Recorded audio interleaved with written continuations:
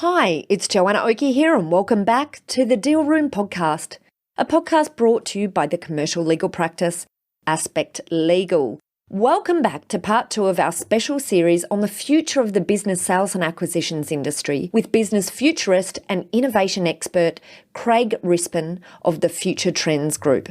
In part 1 of this series, we learnt about the business futurist profession, which is an interesting profession if you've never heard about it before. We also talked about the importance of being future-minded and future-ready. We also talked about the 2 types of businesses that futurists talk about.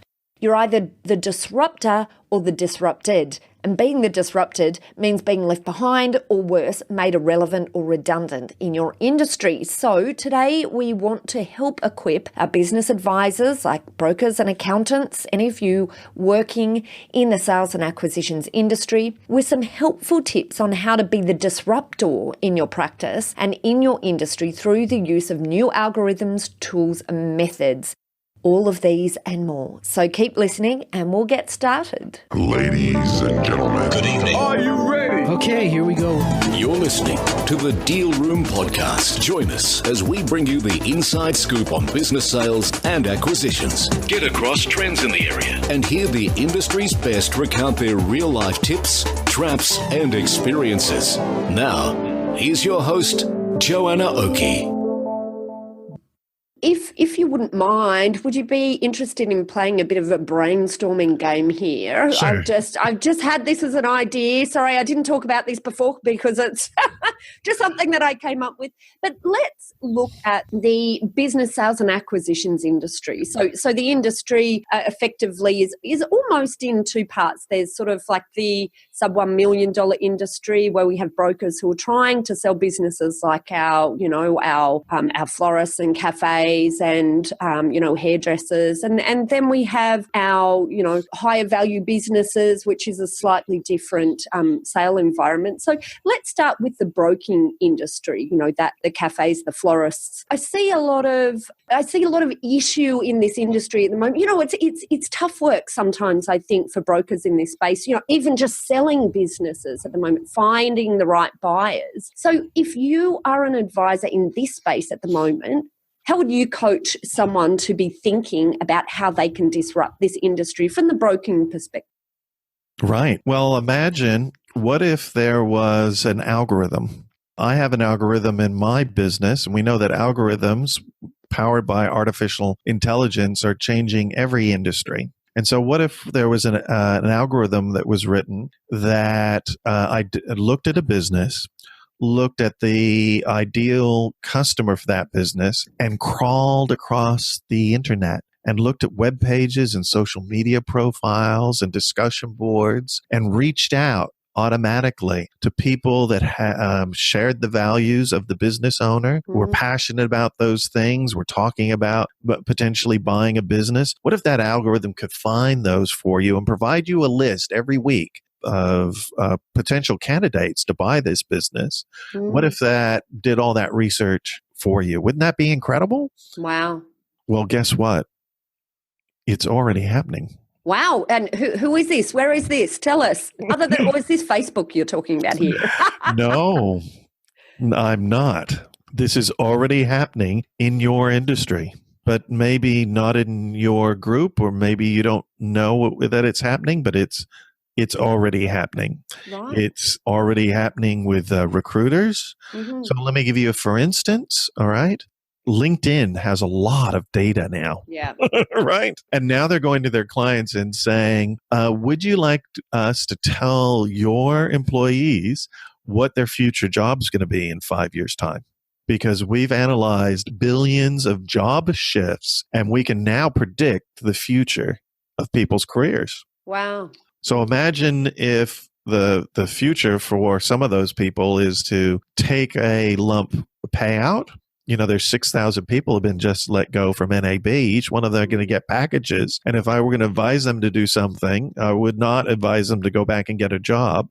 I'd say buy a business, start a business. And so they're all on LinkedIn.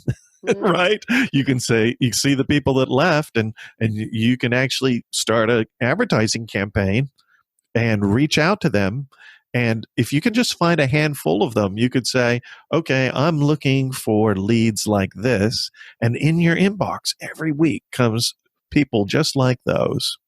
And so this is already happening. And one has to ask themselves if this is the inevitable future. This is how deals are going to be done in the future, that you're going to find leads automatically. You're going to negotiate value automatically, that you're going to provide advice how businesses can maximize their value automatically.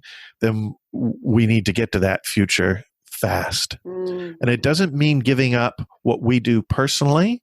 It doesn't mean that at all. It means that we're augmenting or giving power to what we do one-on-one, eyeball to eyeball, face to face, belly to belly, I say, in these deals. That's still how we do deals, but how can we do it without data, without automation, without this power? And so I know it's already happening. I'm talking to deal makers that are already doing this, and they're identifying which startup to invest in, which business to buy, all through an algorithm that gives them the leads. Now they make the final decision, but this is going to change your industry. It's changing the legal profession. It's changing the accounting profession. It's changing the professional advisors, financial planners.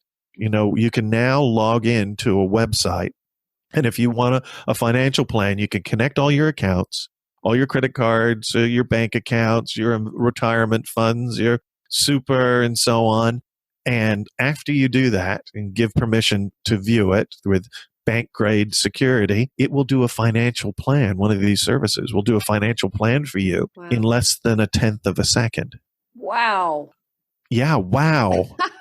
That's incredible. And if that can be done for a very complicated personal financial plan, why can't that be done for a deal? For instance, what if you could benchmark a florist, for instance? What if we could benchmark a florist and say, this florist is more valuable than every other florist in New South Wales? It might be the most valuable florist in the country.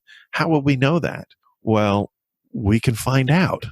If they agreed to install a bit of software on their Xero accounting package, for instance, called Fathom, and they were willing to share their data anonymized with the other 14,000 florists that have already anonymized their data, then you could benchmark that business against every other florist that are, and you could have much better information compared to what you had before. And this is already happening. Is available right now. It's available right now. Right. I go to industry groups and I get them to benchmark their entire industry. And I say, this legal practice is the most valuable legal practice, and you've never heard of them before. And they go, holy cow, how are they doing that? What's their name? Well, you can't know. They're anonymized. But just compare what you're doing to what they're doing. And they go, that can't be true. And I go, it's true. It's from their accounts. Wow. Okay. And so this is available now. Okay. So I guess number one, I just want to emphasize here, if you're a broker at the moment, you're an advisor to florists or any of these other businesses and this is across industries, across all industries. What did you say it was called? Fathom? Fathom is a benchmarking tool that plugs into, Fathom. We should all write this down. Yeah, a great Kiwi startup, Right. Okay, great. Yeah, and I've referred them to many of my industry groups that now do benchmarking across their entire membership. And boy, does this make it really clear which businesses stand out and which ones don't. Oh, yeah. Yeah. So, you know, I guess the opportunity here, just the immediate low-hanging fruit, if you're trying to work out how to implement some of these things you're talking about, Craig, if our listeners are trying to work out how to implement some of these things, super easy. Just think about looking at something like Fathom and look at businesses that you're looking to sell. How can you paint them in, use the tools like Fathom to compare these businesses that you're looking to sell to the benchmark, and therefore use that as part of your sales strategy as to why your florist that you're looking to sell right now is worth a hell of a lot more than, well, presumably, you know, one would hope that it's better than hopefully. And if it's not, Then that's Do where, something. we need to do something more. That's right. That's right. And, we have accountants listening into this. So maybe there's a lot of opportunity there. I mean, the accounting industry, as the legal industry, as everything else, I think you're pointing out here, Craig, is under a lot of pressure at the moment for changes that we can see in the imminent future, in fact, that are right here at the moment with challenges to the accounting business model. So, and maybe this is a lot of value we can be talking about right now in this podcast. Accountants can be looking at benchmarking their clients and providing real value about how their clients can improve the value of their business well prior to a sale by using tools like this Fathom that you're talking about. Yes, it's a powerful tool. Everybody knows that benchmarking is a powerful tool. And you could do it with one industry. You could compare all florists. Or if you're an accountant, you could, with your client's permission, you could compare all of your clients, right? And you could say, from one client, let me introduce you to my other client that spends double what they spend on marketing compared to you. They spend double on marketing, but they have 4 times the revenue that you do. Wouldn't you like to talk to them? And they're in a completely separate, non-competing business. Wouldn't you like to talk to them about this? And all of a sudden, you have a context that you can help your clients with, right? Just by connecting them. So it doesn't have to be one industry. It could actually be cross industry. Fabulous. And so do you have a list of tools? I love this idea of Fathom. Now, this is just one tool. Have you got more there in your little toolkit that you can tell us about today, Craig? Sure. There's all sorts of tools. I've got probably 1,500 or so tools in my tool bag. Right. But this will be a very long podcast if we go through them all. Yeah.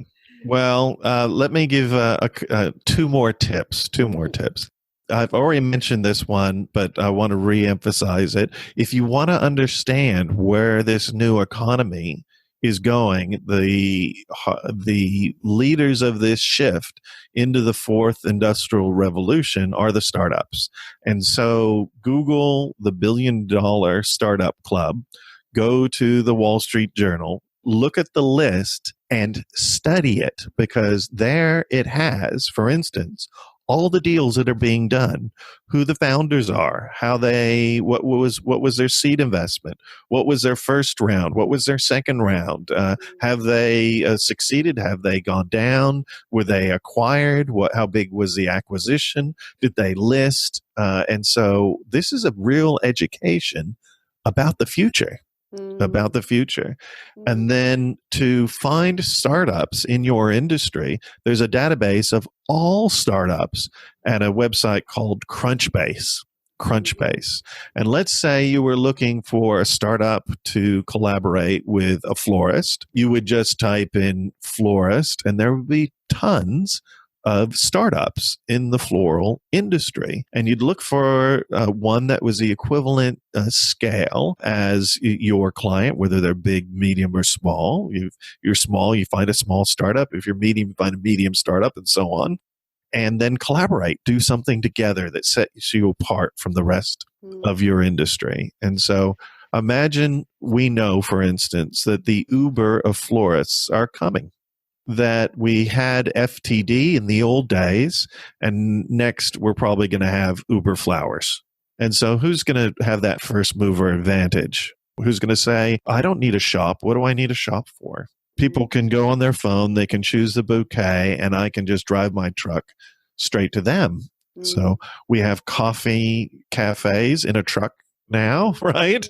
That turn up at soccer games early in the morning when everybody's freezing. They don't need a cafe anymore. And so maybe we don't need a florist. And maybe we need to have a mobile fleet. And maybe I could be the first one doing that, right? So these are the ideas that you could develop, because maybe you don't know how to make an app. Maybe there's already an app made for that by a startup. And what they really need, I found, is they need some commercial sense, right, Joanna? Yeah. They don't know how to do commercial deals. This is a huge opportunity for advisors, because their whole business model is, let's find an investment and right. And I say, get a commercial contract first. Yeah. Team up with an established business, get some get some business. And then your value of your startup is so much more than when you just have an idea. You've got proof that it works. Yeah. And they go, oh, that's an interesting idea. Do you have anybody that can buy our? I know. It's like they've been infected with this idea that they're all going to be, the next Mark Zuckerberg. And I go, get a contract, Yeah. get a memorandum of understanding, do a pilot, do something. And they're like, oh, we want to get an investor. And I go, oh, you're going to give away all your value because you have nothing yet. You have no commercials. So I think this is a great opportunity for us doing deals, right? Yeah. I think it's a huge opportunity. There's 100,000 startups. And there's hundreds in every industry. When I go to Crunchbase and type in deer or red meat, there are hundreds. There's hundreds coming for their industry, right? There are hundreds. I'm interested in what these people look like who are bringing all of this innovation. Are they all, of course, we think, okay, they're the young guns, they've just come out of school and, they know how to program. Is there a stereotypical type of, I guess, person that we can be looking for, hunting for? Yes. Well, unfortunately, the startup community is not as diverse as it needs to be. We know that, but there are new trends happening. It's not just young dropouts from Stanford that are getting these deals, of course, from Harvard and Stanford. We can see that a lot of the deals are being done from graduates from those two schools, but we have a new shift in the industry because this is becoming more mainstream. It's not just products made by white young guys for young white guys. We now have got big shifts in really valuable businesses serving really unique audiences. So young women, millennial women, there's some really incredible businesses starting there. And then people of every race and creed and interest around the world. And of course, now we're seeing a brand new group. And guess what we're calling them? Seniorpreneurs. That. I love it. Seniorpreneurs. Yes, seniorpreneurs. It's a thing. Wow. And guess what they're finding? They're finding that startups that are being led or have a team member that's 50 plus years old are more likely to succeed in the long run. Yeah, because they bring life experience. Yeah, so there's this whole 50 plus startup group. It's happening in America. It's going to happen in Australia soon. Wow. I know somebody who runs a Facebook group called Seniorpreneurs, and tens of thousands of people are joining it here in Australia. And you can see that it's just a mindset thing. You don't have to be 20 something. You can be 50 plus or 60 plus, right? It doesn't matter it's all in your head. It's what you understand. And that's why I'm trying to provide research tools. Yep. You could spend days analyzing just the startup club or just Crunchbase. And if you really want to understand the last thing that I'll say as a tip, you want to cut out all the news. News is a waste of time. Just go on a news-free diet, right? And I have a morning magazine that gets put together for me by a little app called Flipboard that you can run on any Mac or PC or Android phone or tablet or Mac or iOS device. And you can subscribe to a topic, the fourth industrial revolution or the startup club or the future of florists or whatever topic you want. And it brings it into a beautiful magazine type style. So I have my coffee in the morning. I'm just flicking through, seeing what's interesting. And I follow every industry that I work in. And I go, oh, that'll be interesting to my client. I'll just flick them a copy of that. And I just flick them a copy. I just tap on it and it goes out to them. Send them a LinkedIn message. Here's an article that I found to be useful to you. And I don't have fake news in there, and it's not done by an algorithm. It's done by live people. It's curators, editors. And so I don't get any of that, that fake news stuff. We don't like that.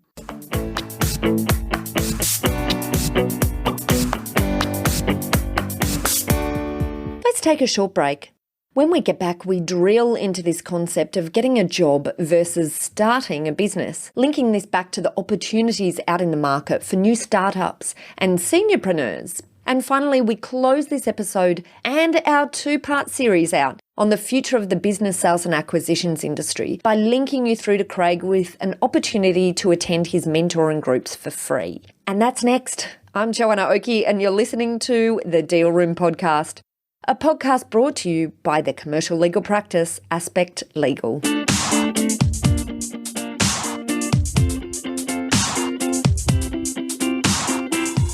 If you're interested in hearing smart legal tips for business, the Deal Room's sister podcast, Talking Law, is perfect for you.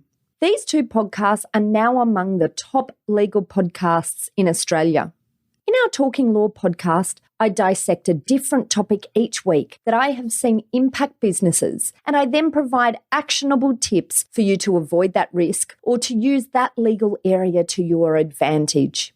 We release new episodes every 10 days, and you can listen to our episodes through www.talkinglaw.com.au or subscribe to our Talking Law podcast on iTunes to be the first to know when a new episode is out.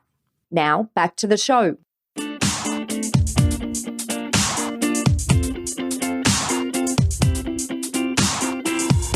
Welcome back. Earlier, we talked about ways to be a disruptor in the broking industry through the use of innovative algorithms, tools, and business valuation methods. Craig and I also discussed the opportunities for accountants to connect clients across industries and create a context where you can service them better. Just before the break, we talked about the opportunities for business advisors in creating commercial deals for startups, and Craig introduced us to this fascinating new concept of seniorpreneurs. Now, let's jump back to our conversation with Craig and loop back to this concept of getting a job versus starting a business, linking this back to the opportunities for startups and this thing called seniorpreneurs.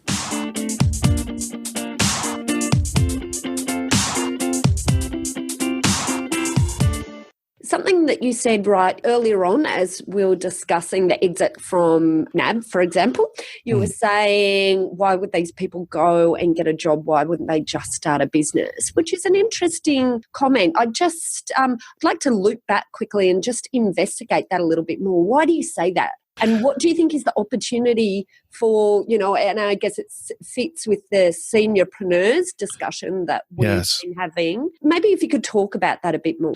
Sure. Well, the sad news is in this country and in much of the developing world, businesses are increasingly not wanting to hold on to this liability called a middle-aged worker. They are very expensive, and they'd rather get people on demand, part-time, that are young people, right? That's the fact of the matter. And so we know from the statistics, and not many people want to talk about this, but there are some in government that are talking about it. Somebody who's let go from Ford or NAB, and if they're in their mid-40s or older, their chance of being reemployed is very low. Wow. Very, very low. And this is a shame, but it is a fact. And I encourage people who are in this situation to start a business or invest in a business because they're much more likely to find something that they love, find a new way of working that is completely different from their desk job. And they're bound to be more successful. I mean, it's hugely more likely.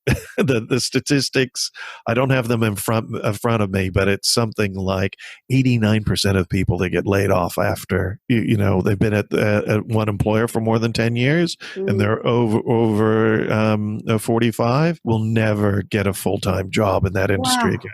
Gosh. I know.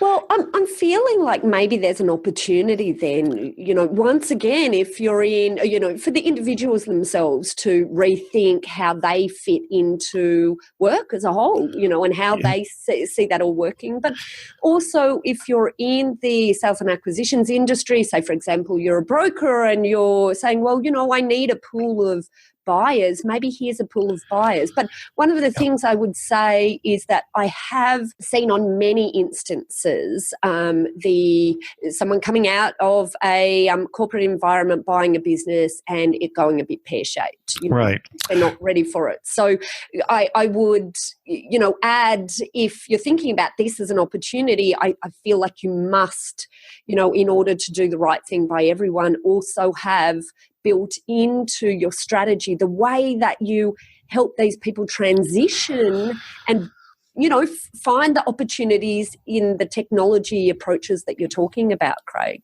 Yes. So this is what I advise I talk to many of these people. And I say, what industry are you passionate about? And when you believe a ex-Ford worker said, Craig, I used to work on the assembly line. You know what I'd like to do? I'd like to own a physical therapy practice or massage business. And I say, well, that's fantastic. How about you do an internship? A mature age internship. Why don't you go work in one of these practices for a year, understand exactly what the business is? Why don't you run the front desk or the appointments book and understand before you make an investment? And hold on to that package. You can just squirrel it away in your bank account for a while. And maybe after 6 months, 9 months, or a year, you know exactly how you could do this yourself by taking it over from the owner and how you would do it better. And then you're not making a decision without having tried it. And so there are actually state and federal packages that allow seniorpreneurs to do this. They can get some assistance and even advice and free strategic planning. Oh yeah, in Australia, right. yes. Okay. Yeah, there are advisors that are, you get X number of hours to test your idea and help you write a business plan and all sorts of things that you could team up with, it's not instead of what you're doing as an advisor, it's in addition to what you do as an advisor, and, help your clients get connected to those. And so they get some extra resources and training. There's all sorts of training now for how to digitize your business. And the owners of these businesses, they don't have time or interest in digitizing their business. They just want to get out. Yeah. So why doesn't the potential investor that now has a package? It would be quite a sizable package if you'd worked for NAB for 10 years. You'd have quite a sizable package, and you would know how to get additional finance as well. You would get a special deal. Right? Perfect. Yeah. Yeah. And so you go do a course on running a business, how to digitize the business, go work in it for a while, and then and meanwhile work out a deal, how to transition the owner out.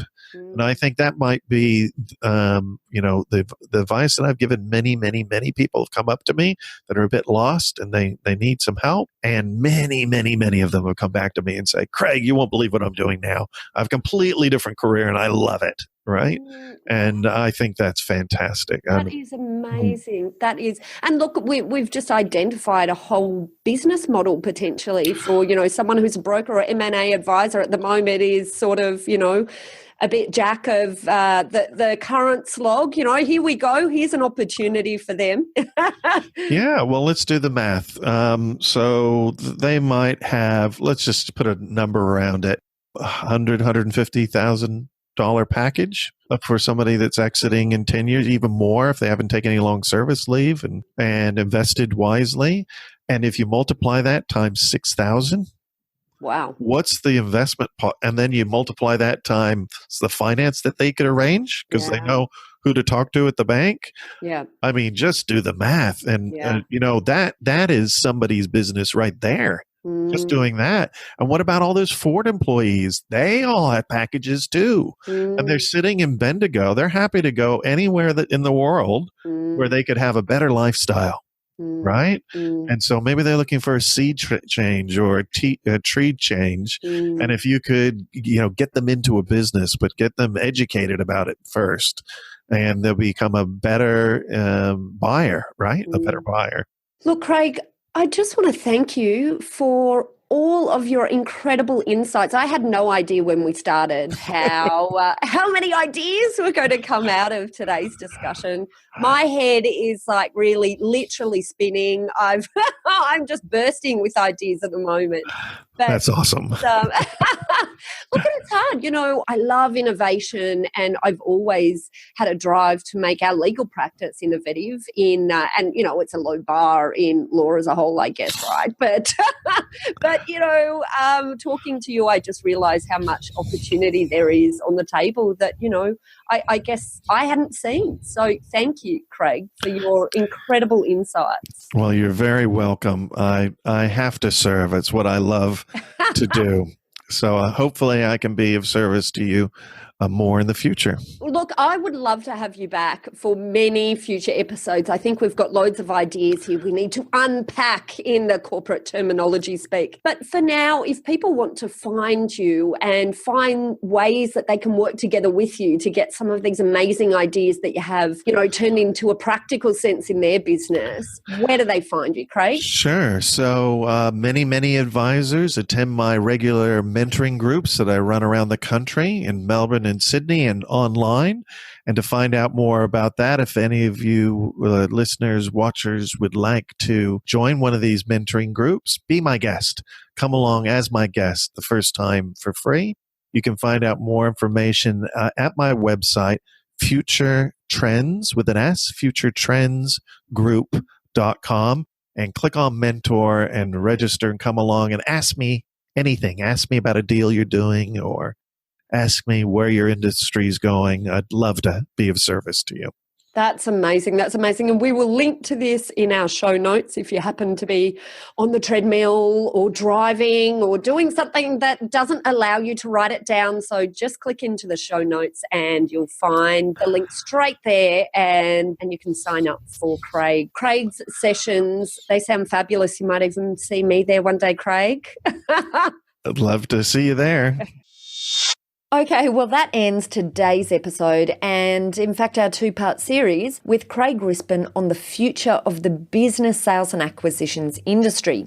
Now, as a quick recap, today Craig shared with us a few ways business advisors and brokers can be disruptors in their industry by introducing new algorithms, using benchmark tools, and exploring more effective ways to undertake business valuations. We also talked about the opportunities for accountants to create a context where they can add more value to their clients by connecting different clients across industries. We also talked about the opportunities for business advisors to service the need of startup companies who need commercial deals to give themselves that added credibility in the market. And then we also went through this new concept of seniorpreneurs, which I haven't heard mentioned before. A great name, I love it. We also talked about why starting a business might be better for our seniorpreneurs than getting a job when people are just exiting the workforce, especially as middle-aged workers. So if you enjoyed what you heard today in today's episode, please subscribe to The Deal Room on your favourite podcast player.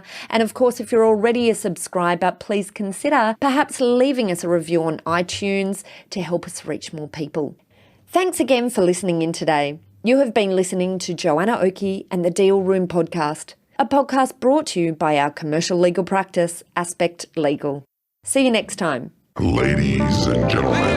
That will conclude this evening's entertainment. Thanks for listening to the Deal Room podcast. To find out more about this episode and other episodes in the series, check out the show notes or head over to our website at thedealroompodcast.com.au.